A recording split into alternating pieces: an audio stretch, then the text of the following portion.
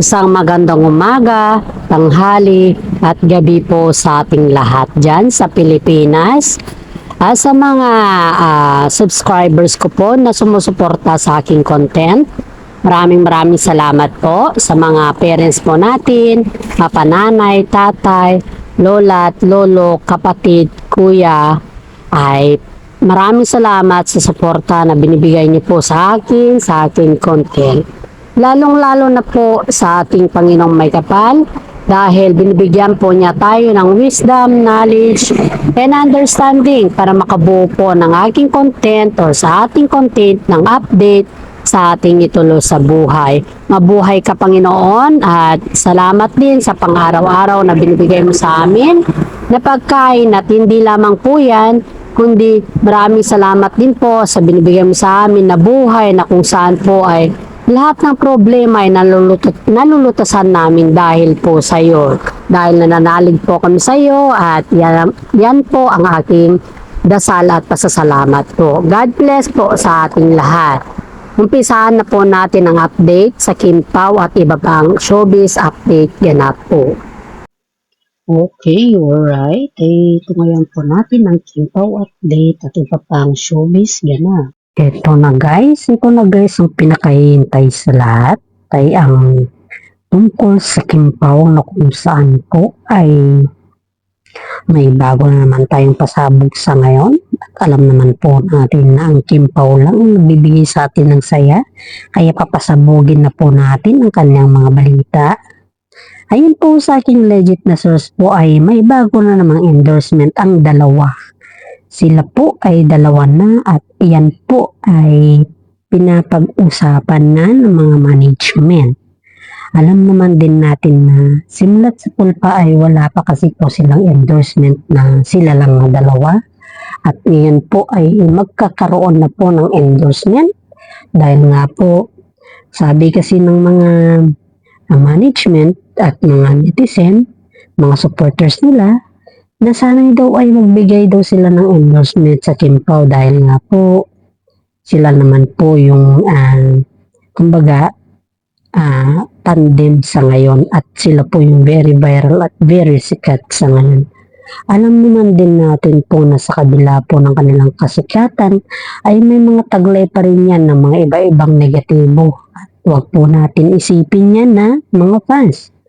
Kasi nga po, ngayon, may mga pasabog na ang management sa Kim Pao. Magbubuo na po sila ng commercials para sa dalawa. At hindi lamang po commercials yan. Dahil alam naman din po natin na sa kabila ng kanilang kasikatan ay talagang nabubuo pa rin yung positive way po sa kanila. Isipin na lang po natin na sa lahat ng mga yan ay binigay ng Panginoon sa kanila para magkaroon po tayo ng saya at inspirasyon. Dahil alam niyo po yung commercial na yun po ay talagang may blind items po ako sa inyo. Ayon po sa aking legit na source po, yung commercial pala na yun ay iyon pala yung nagpasikat kila Katniel. Yung tambalang Katniel noon. Pero ngayon, dahil nga po nabuwag ng Katniel, sila Kim Pao na po ang magpasikat dun na commercials. Yan po ay ayon sa aking source. Itong may blind items ako sa inyo. May blind items po ako sa inyo. May mga artista kasi na nagsasabi po na yung lumaos na ngayon ang artista na lalaki at pilit na pinapatambal kay Kim Chiu. At ang sabi daw lang to at ang sabi daw naman ni Kim Chiu is parang hindi pa siya ready sa ganun na aktibo or sa ganun na sitwasyon. Kasi nga po, alam naman din natin na kabago-bago lang naman si Kim Chiu sa lahat ng larangan ng social media. Kaya nga po sabi ng mga ibang netizen ay respetuhin na lang kung ano yung mga bagay-bagay na pwede naman natin idaan sa mga magandang bagay at idaan sa mga obligado. At alam naman din po natin na si Kim Chiu po ay napaka-responsible sa lahat. Kaya nga po pinapaglaban niya po ang Kim Pao dahil alam niya na si Paolo Avellino ang the only one niya na po. At the same time po, sobrang saya ni Paolo Avellino nung nalaman niya po na si Kim Chiu ay paborito at gustong-gusto na ng mga pamilya niya. Kaya nga po ang sabi sa kanya, deserve daw po nila na magkaroon ng commercials na sila lang dalawa. Dahil ang kanilang mga tandem sa management kasi nila ay yan po ang nagbibigay ng malaking impact or malaking pera na pumapasok sa kanilang industriya. Kaya nga po, request po yan ng mga netizen at mga supporters mo nila. Ito na naman, yung blind items ko. Itong si Guy kasi, lumaos na kasi siya. At hindi lamang po lumaos, kundi bihira na lang po siya na nakikita sa mga social media. Kasi nga, may tinatago kasi siya At alam niya na hanggang ngayon, hindi pa na-explain kung ano yung kanyang ginawa sa kanyang ex. Kasi nga, may malaki daw itong utang sa kanyang ex. Ito yung sabi ayon po sa aking legit na source.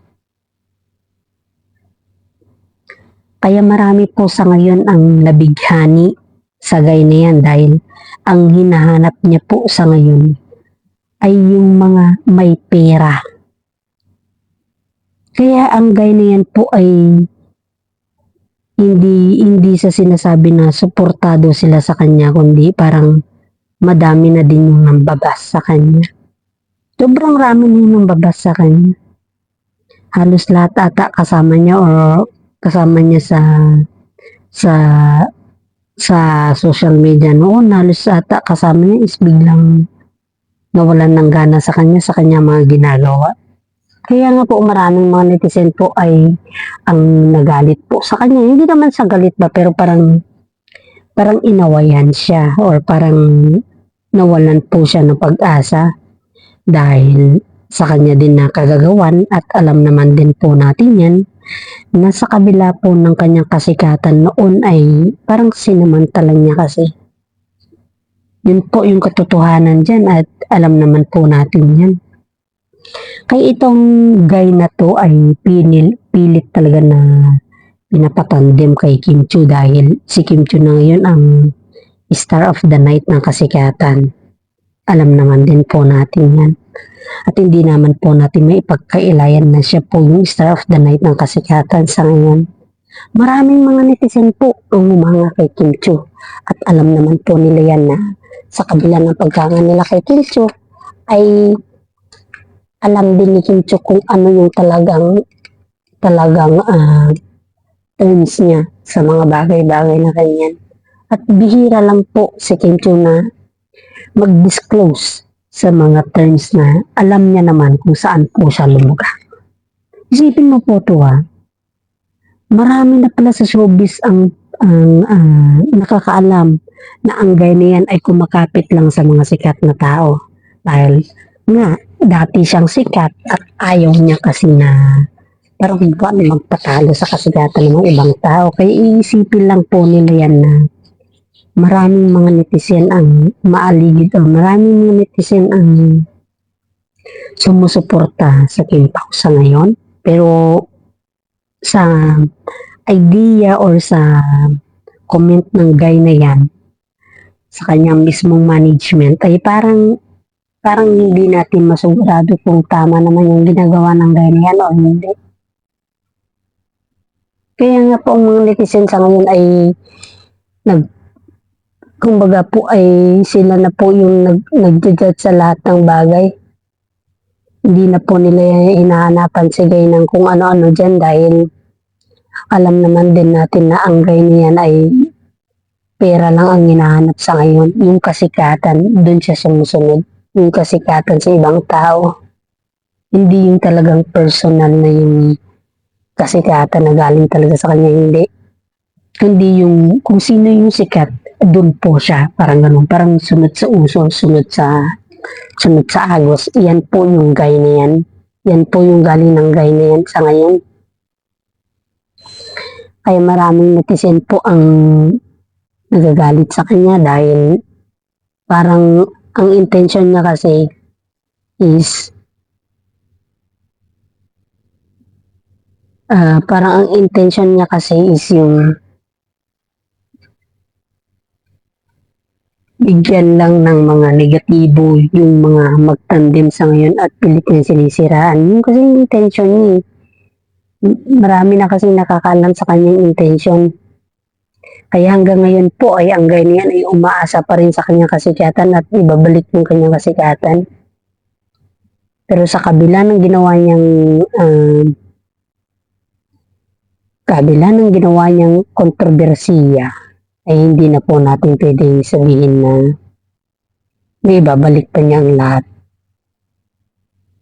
Dahil alam naman din po natin na hindi habang buhay ay mapapasaya lahat ang gusto mo. Diba? Kaya nga po sa ngayon po ay maraming mga netizen po ay kinilig kay Kim Chiu at saka si Paolo Avellino dahil kahit anong bas po nila, kahit anong sinasabi nila at tinatandem naman sila sa mga iba-ibang co-actor, co-actress nila, eh pilit pa rin sila yung umaakyat ba, yung talagang suportado ang isa't isa. Kaya maraming mga netizen ang sumusuporta sa kanila. Halos lahat sila yan, suportado nila. Hindi lamang po sila, kundi marami. Kaya nga po binibigyan po sila ng mga way o mga chance na baguhin po nila yung kanilang taktika dahil alam naman po natin na sa kabila ng pagbago ng kanilang mga taktika ay nakasubaybay pa rin ang kimpaw sa kanila.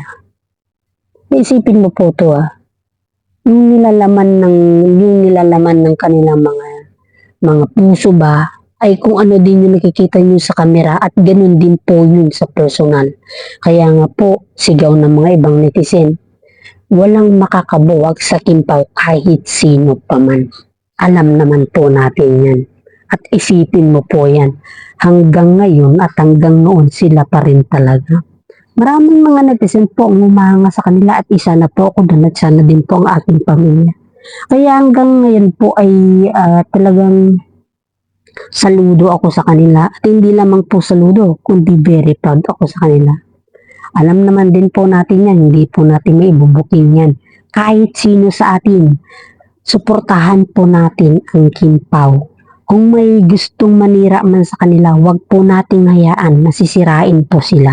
Pakiusap lang po sa mga bashers dyan, wag naman po ninyong idamay ang kimpaw.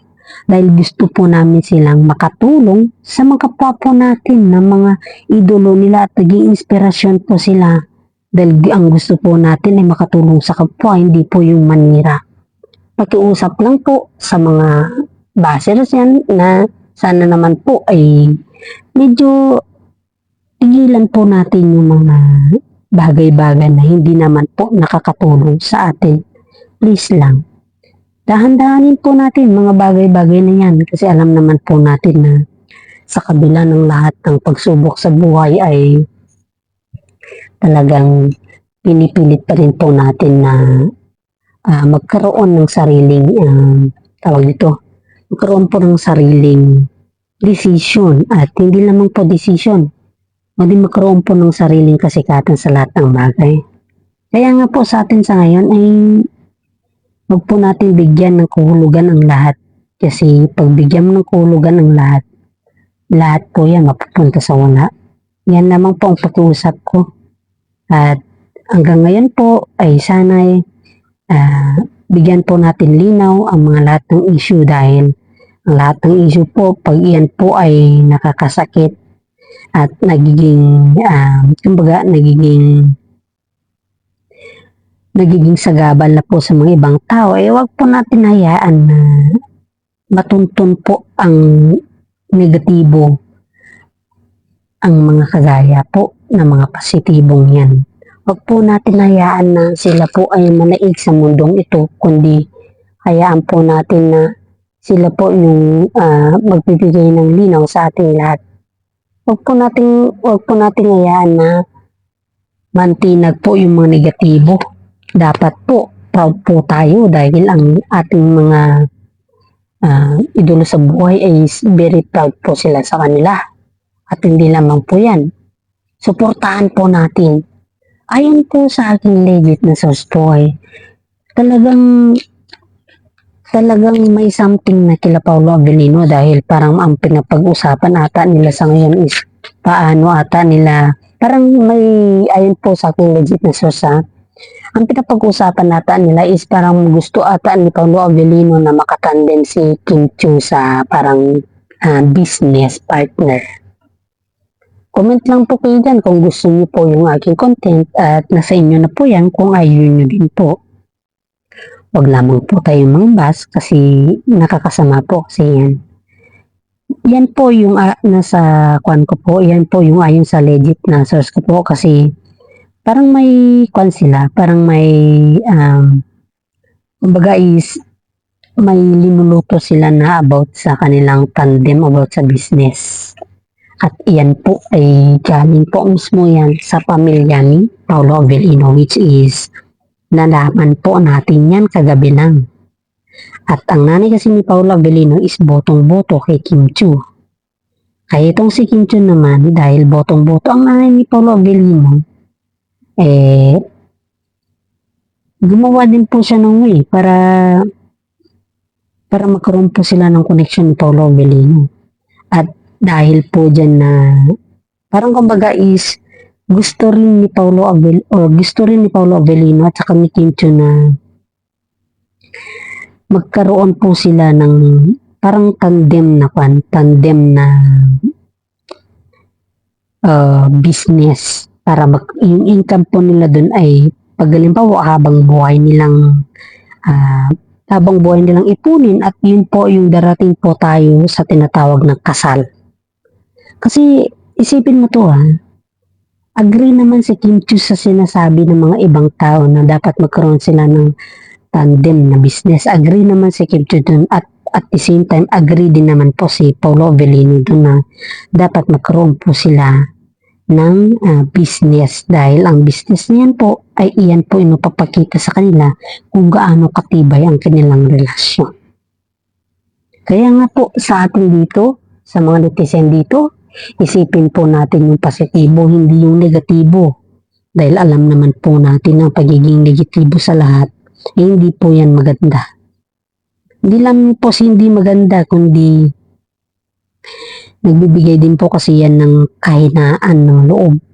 Pag kasi mahina yung loob mo at bigyan mo ng kahulugan yung mga bagay-bagay na hindi naman dapat mabigyan ng kahulugan, ay hindi kasi maganda yan sa lahat.